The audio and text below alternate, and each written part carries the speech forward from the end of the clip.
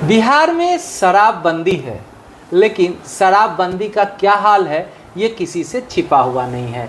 ऐसे में युवा क्या सोचते हैं, एक जनसुराजी हैं और बर्धा इलाके में पहुंचे हैं।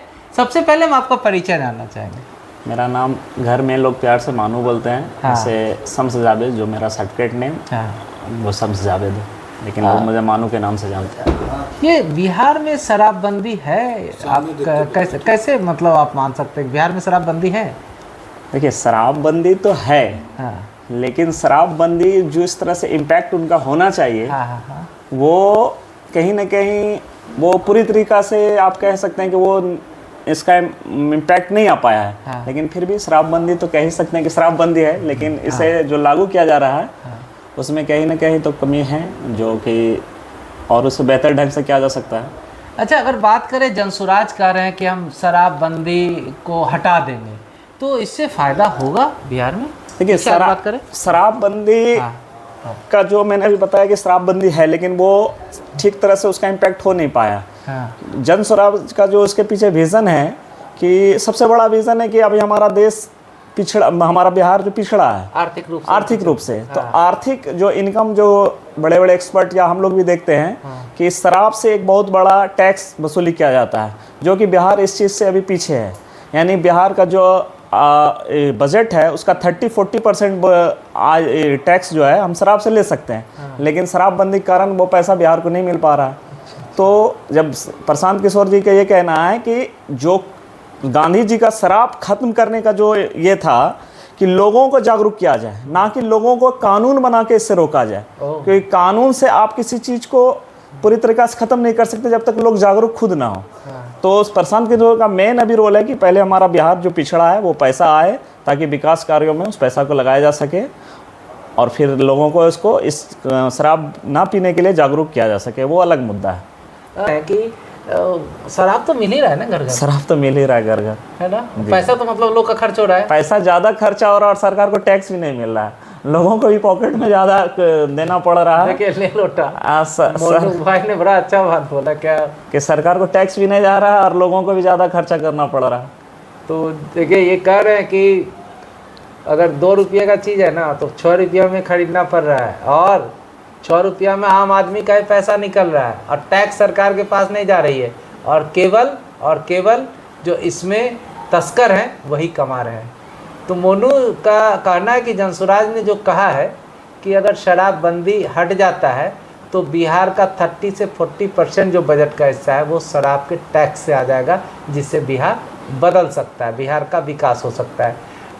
लगातार हम देखते हैं जनसुराज वाले लोग बोलते हैं कि वोट दीजिए तो बच्चों के भविष्य को देख करके वोट दीजिए, वो क्या है?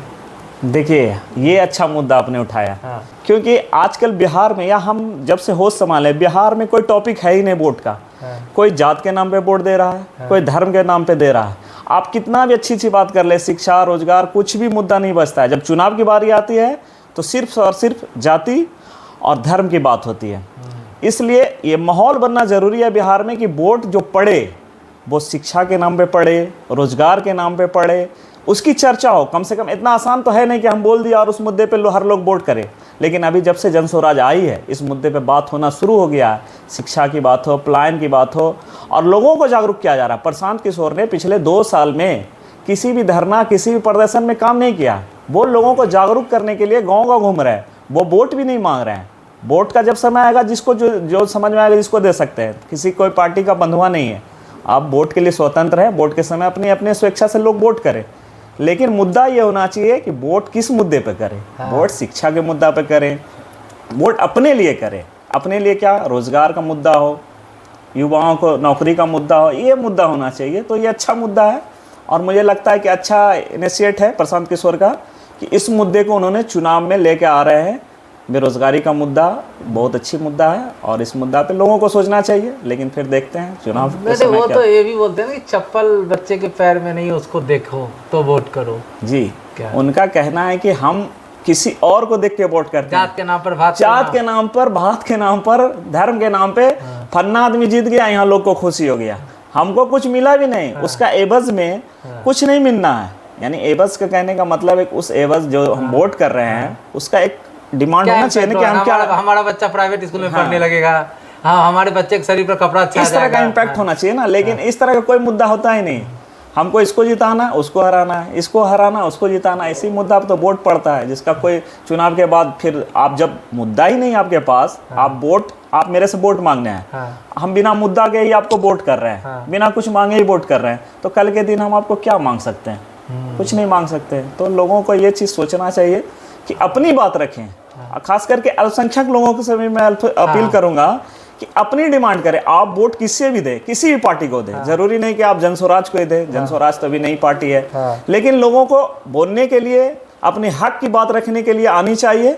भले ही वह आप किसी भी पार्टी से जुड़े हो, वोट के समय आप जब मौका मिले आप जिसको भी वोट देना दीजिए, लेकिन अपनी बात, अपने हक की बात करिए। आप किसी भी पार्टी का फॉलोअर नहीं बनिए, आपको जिसको वोट देना दीजिए, लेकिन बंधुआ नहीं बनिए किसी का। अल्पसंख्यक अपनी बातों को रखे कि हमारे लिए आप क्या करोगे, हमारे लिए क्या मुद्दा है। जी मोनू जी अल्पसंख्यक है और बहुत बेहतर इन्होंने कहा कि वोट देते समय दिल से नहीं दिमाग से सोचो। 5 किलो भात के लिए अगर वोट दोगे तो आगे 5 किलो भात से ज़्यादा कुछ नहीं मिलने वाला है। लेकिन अगर बच्चे के पैर में चप्पल कैसे आएगा, कैसे बेहतर शिक्षा होगी, कैसे आप घर से बाहर कमाने नहीं जाइएगा, इस मुद्दे पर अगर सोच के वोट देते हैं तो हो सकता है कि आपको घर बैठे रोज़गार भी मिले, बिहार में रोज़गार मिले और मुद्दे के साथ वोटिंग करें। ये कह रहे हैं जनस्वराज का शराबबंदी और ये बेरोज़गारी। एक जो बड़ी बात निकल के आ रही है, चूँकि ये मैं मुंगेर विधानसभा में घूम रहा हूँ तो साहब मलिक जी के पास आया हूँ और उनके रिलेटिव भी हैं और जानकार बहुत अच्छे हैं और युवा है, तो एक्टिविस्ट की तरह ये बोल रहे थे। साहब मलिक जी राजद से आए, जनस्वराज में फ़ायदा है या नुकसान हो रहा है इनको? देखिए, आपने जो मुद्दा उठाया कि साहब मलिक जी राजद से आए हैं, तो वो भी अच्छा थे ये अच्छे थे, उन्होंने बहुत साल दिए राजद में। कहाँ? लेकिन पिछले कुछ सालों में आप देख रहे होंगे कि राजद में जो कार्यकर्ता है उसकी अपेक्षा की जा रही है। कोई बाहर से आ रहा है, अभी कोई मतलब पैसा खर्चा कर दे विधानसभा में और उसको हाईलाइटेड कर दिया जाता है। आप बेसिक से क्या कर रहे हैं, नहीं कर रहे हैं, उसका कोई महत्व नहीं। आप कितने सालों से पार्टी के पीछे लगे हुए हैं, उसका कोई महत्व नहीं। खास करके अल्पसंख्यक लोगों का कहा जाता है ना कि अल्पसंख्यक लोग को सिर्फ दरी बिछाने के लिए आरजेडी में रखा गया है और मतलब मेहनत करे कोई और माल खाए कोई और अब जो जनस्वराज एक अच्छा विकल्प आया लोगों के बीच, तो ये मुसलमान की बात नहीं है।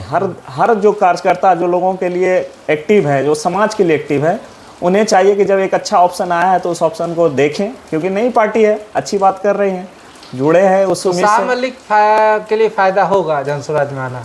देखिए, साहब मलिक के लिए फ़ायदा होगा, ये फ़ायदा मतलब ये विकल्प बेहतर है, बेहतर विकल्प है, एक विकल्प है। क्योंकि हम जब आदमी को विकल्प बनता है तो आप किसी पे डिपेंड नहीं रह सकते हैं। अभी सिर्फ क्या था कि मुसलमान के पास डिपेंड नहीं था कि आप भाजपा के पास तो जा नहीं सकते हैं, क्योंकि अगर मुसलमान भाजपा के पास जाता है तो उसका कोई मुद्दा रहता ही नहीं लोगों का। अच्छा, घरेलू घर वाला बात, जैसे काना फूसी भी बोलते हैं, इलाका में है साहब मलिक का, लोग बोलते हैं, पसंद है लोग को। देखिए, ये तो शुरू से सभी लोग जानते हैं कि ये अब 18-20 साल से राजनीति में सक्रिय हैं, लोगों के बीच में हैं। और रही बात इलाका में, तो इलाका में आप देख रहे होंगे कि हमेशा ये फील्ड में रहते हैं, चारों तरफ आप कभी भी नज़र दौड़ाइएगा तो ये लोगों के बीच जा रहे हैं, मिल रहे हैं, जुल रहे हैं। और रही बात चुनाव की, तो चुनाव का माहौल कुछ अलग होता है। चुनाव की जब बारी आएगी तो देखा जाएगा। लेकिन मैं एक जनस्वराज के तौर पे बोल रहा हूँ कि ये अच्छा ऑप्शन था और लोगों से जुड़ रहे हैं, तो ये अच्छी बात है। ज़रूरी नहीं कि जो इंसान जुड़े उसको फ़ायदा ही हो, और फ़ायदा के लिए जुड़ना भी नहीं चाहिए। विकल्प अच्छा है। मोनू भाई थे कह रहे थे विकल्प अच्छा है। साहब मलिक जनस्वराज के कद्दावर नेता थे और अल्पसंख्यकों का चेहरा भी थे। वो जनस्वराज में आए हैं, कहते हैं कि अल्पसंख्यकों को या समुदाय को एक बेहतर विकल्प मिला है। फ़ायदा मिले ना मिले, विकल्प बेहतर मिला है। बहुत बेबाकी से इन्होंने बात रखी। सिटी न्यूज़ पर देख रहे हैं सुनील कुमार गुप्ता, वो कैमरे के पीछे है सौरभ, वीडियो पेज पर देख रहे हैं फॉलो कर लीजिएगा, चैनल पर देख रहे हैं सब्सक्राइब कर लीजिएगा। बहुत बहुत धन्यवाद, बहुत बहुत शुक्रिया, नमस्कार।